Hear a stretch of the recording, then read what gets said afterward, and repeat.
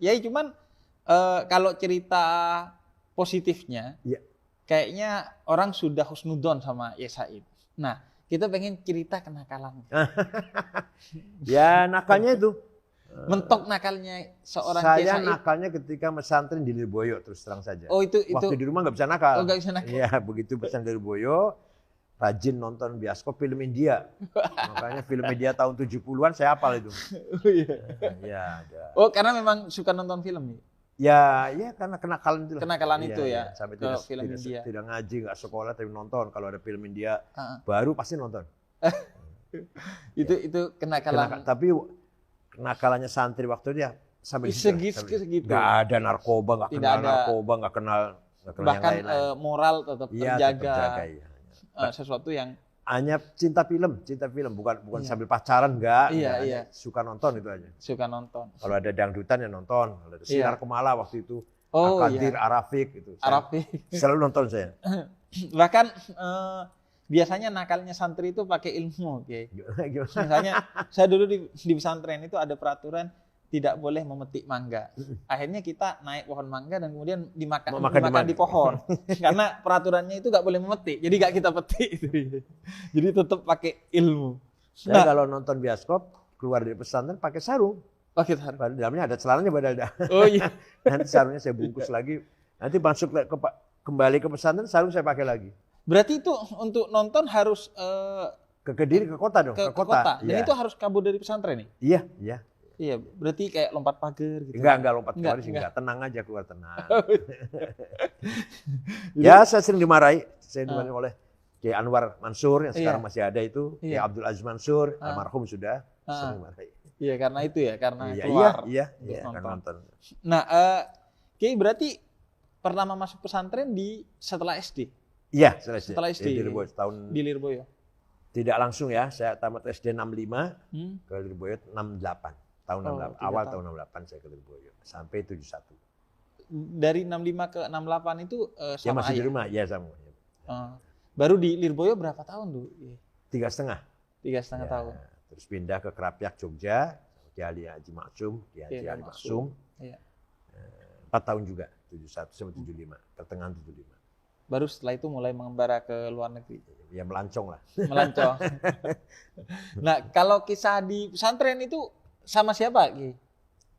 Ya, sekarang saya terkesan itu di Lirboyo, hidup sederhana, pertemanan yang dengan tulus ikhlas, nggak ada rahasia. Satu sama lain tahu berapa kiriman dari rumah. Saya tahu. Mereka pun tahu berapa kiriman saya dari rumah. Terbuka sekali di pesantren kan.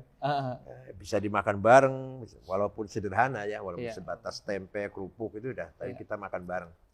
Nah, beberapa sahabat dari pesantren masih teringat terus, nggak bisa hilang. Persahabatan pesantren ingat terus. Tapi mohon maaf, kebanyakan sudah pada meninggal. Sekamar dengan saya ini, pada meninggal. Ada Kiai Mustafa dari Indramayu, ada Kiai Asy'ari, ada Kiai Nawi dari Palembang. Dan itu rata-rata sudah meninggal. Dan enaknya di pesantren itu biasanya punya teman di seluruh kota di Indonesia. Iya. Jadi mau kemana aja, nggak usah ke hotel. Nah, kalau di pesantren ya, baik itu di Krapyak maupun di Lirboyo, itu berarti ya fokus kemudian pada ilmu agama ya? Nggak ada ilmu umum? Nggak ada ilmu umum, nggak ada. Okay. Ya, setelah di Krapyak baru. Setelah di Krapyak? Ya, agak terbuka, Kiai Ali Maksum kan inteleknya. Seorang profesor lah. Nah, tapi yang paling penting lagi di pesantren itu adalah karakter, akhlakul karimah. Itu yang paling penting. Yang ditorpa. Sehingga kita ini tanpa ada pengawasan, kita ada rasa takut untuk melanggar aturan, untuk melanggar hukum Allah itu ada rasa takut di hati itu. Tanpa diawasi, tanpa banyak orang tahu, kita udah ada rasa takut. Itu namanya conscience, morality, domir bahasa Arabnya.